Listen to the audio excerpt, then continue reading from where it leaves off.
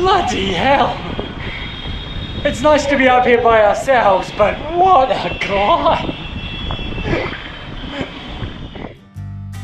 In this episode, we continue our exploration of Jaipur. We visit the famed Amber Fort, learn more about celestial navigation at Jantar Mantar, and wander the backstreets of this awesome city.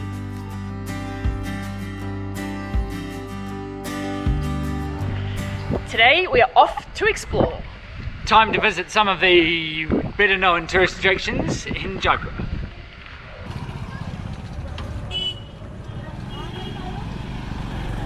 Our first stop is the Nahargrah Fort, which is all the way at the top of that hill. Could take us a while to get up.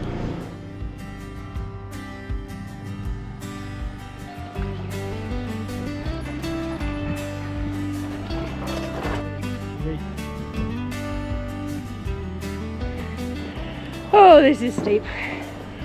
Maybe we should have got a lift.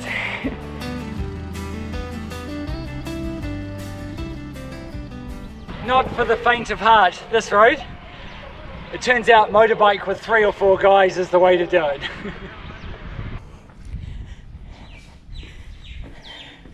The Nahargrah Fort entrance. That was quite a climb. Whew.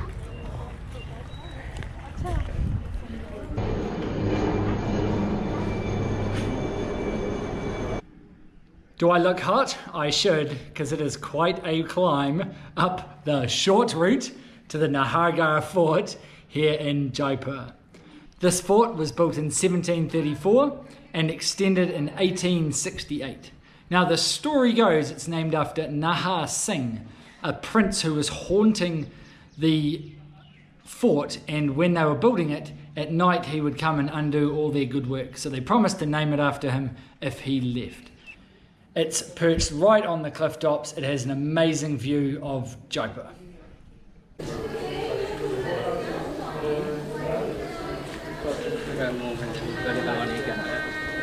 So this is the palace within the fort. It's a huge 2-storey building, and within it there's 10 different apartments. 1 for the Maharaja himself and 9 for the Maharaja's concubines. There's also these little secret passages behind all of the different apartments so the Maharaja could move and visit all his different concubines.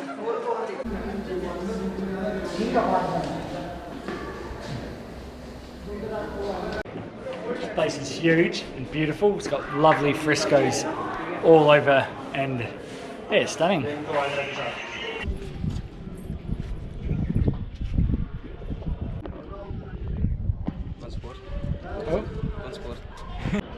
Now admittedly the fort and the palace up here are really cool, but what's also really impressive is just to get a really good overview of how big Jaipur is.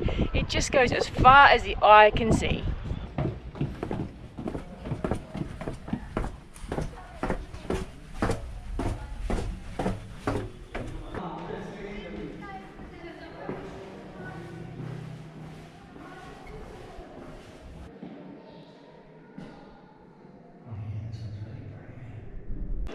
The highlight of the palace at the top of Nahargrah Fort are these frescoes. They are everywhere.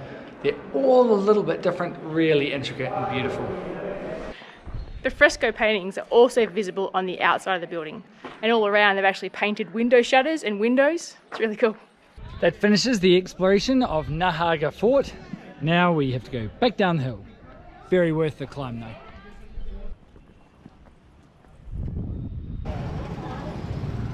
Go left. Our next stop is back inside the Pink City.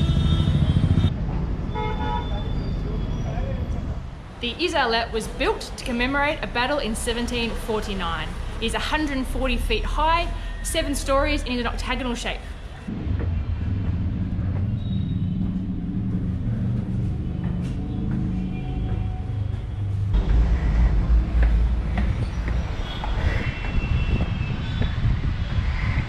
Bloody hell! It's nice to be up here by ourselves, but what a climb!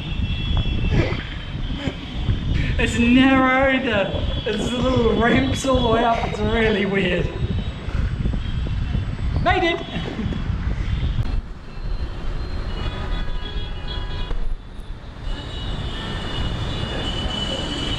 You can see the water.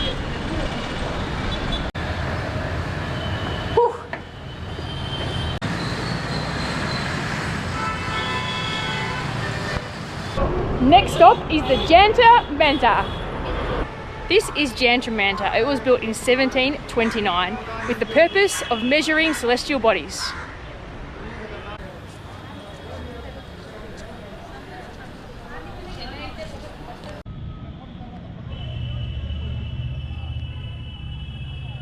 For all our navigator friends, here is a giant sextant. It is 19 meters high and said to be the largest in the world.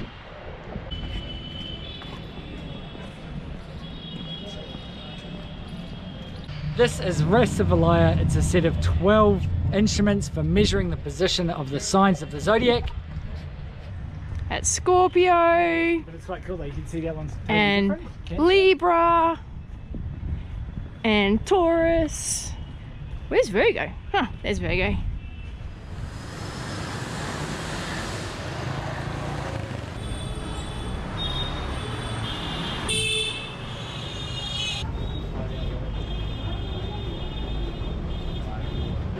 Our next stop is the Hawa Mahal, one of the main attractions in Jaipur.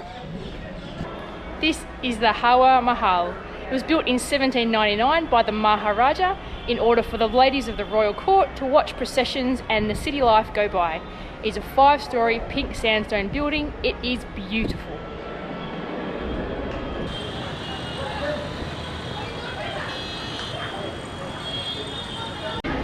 I can almost imagine the ladies of the royal court coming in here to watch the parades go past. I thought I was going to live the rest of my days in Hawa Mahal.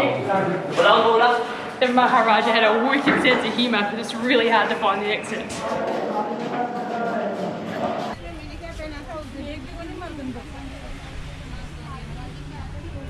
We're off to the City Museum, which is in Albert Hall, a famous building here in Jaipur built in the 1880s.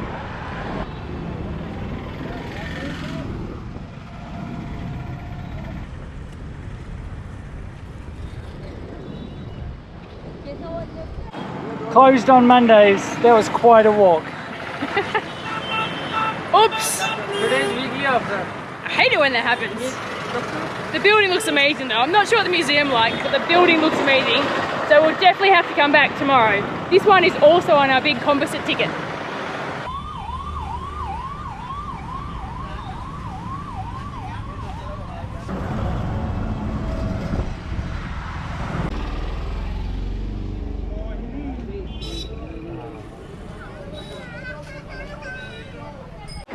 And the last stop of our day is this, our favourite lassi shop. It does these giant lassis for 50 rupees each, and they are delicious.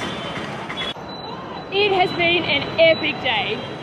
Yeah, massive day, composite ticket, so we had a few things kinda to go see. Really worth it though, heaps of fun. We are hot, we are tired, and we're sore all over. So that's it from us, and we're heading back to the hotel. Today we are out exploring again, and our first stop is the Amber Fort, and it looks amazing. To get here it's about half an hour from the city, and we grabbed an Uber. It was only 109, no, how much was it? 210 rupees, so it was really cheap. And our driver happened to have a best friend who loved the New Zealand cricket team. So when he heard us talking about cricket and found out Al was a New Zealander, he rang his mate, put him on a loudspeaker so they could talk cricket. Yeah, he was pretty cricket mad, which is cool. Today is the second day of our composite ticket for the Jaipur attractions, and our first stop is the Amber Fort. It looks amazing, far bigger than any other fort we have seen so far in India. Amber was the capital of the Rajput Empire back in the 1500s and 1600s. This is the Amber Fort. I'm in the palace proper, and the fort is centered around this massive royal palace. They started building the fort in 1592, and then it was completed by a succession of Maharajas since then. It's made out of red sandstone and marble. It's really intricate and is definitely the must-see attraction in Jaipur.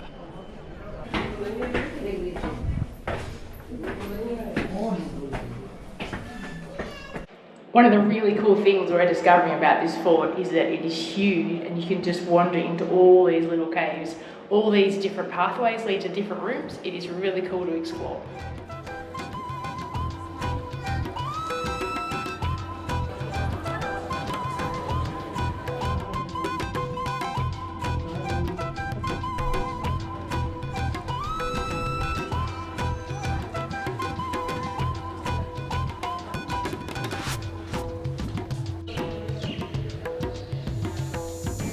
This is the Ganesh Gate. It provides access to the inner and private parts of the palace. Construction began in the mid-1600s.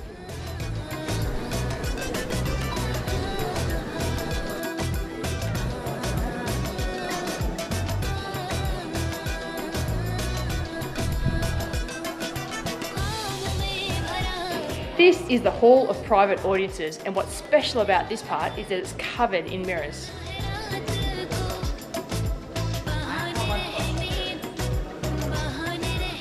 This is the Palace of Raja Man Singh. It would have been the original palace on these grounds. It took 25 years to build and was completed in 1599.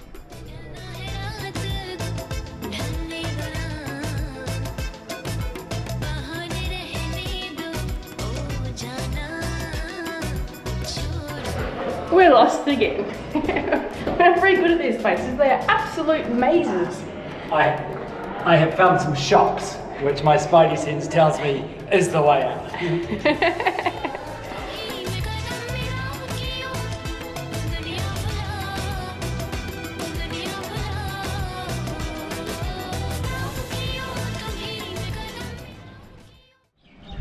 Time to head to our next stop, which is about 15 minutes walk away.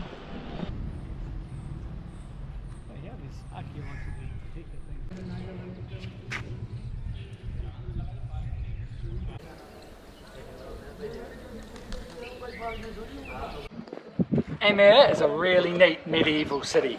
You look around, you see loads of little blue archaeological signs on things. There's clearly a lot of historical buildings here. We've just visited a beautiful stepwell and a 16th century temple. But now we have to find some transport back into town to go to the very last stop for today.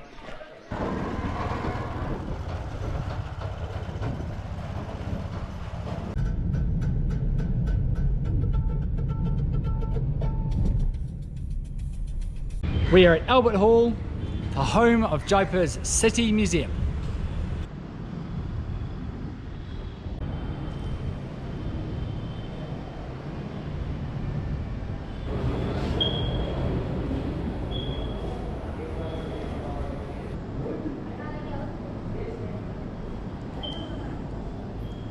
Well, I think one of the real highlights of the Albert Hall City Museum is the building itself. Built in 1886, they decided it was going to be a museum before it was finished, and it's been a museum of Indian industry ever since. It's really neat. That ends another great day of tourism in Jaipur. I think it ends our time in Jaipur as well. This city is awesome. We've really enjoyed it. There's plenty to see and do, but for now it's time to move on. The fresco paintings are also visible on the outside of the building. What? Oops. So there are 12 of them. They're all subtly different because, of course, the signs are... I'll just... Here we go.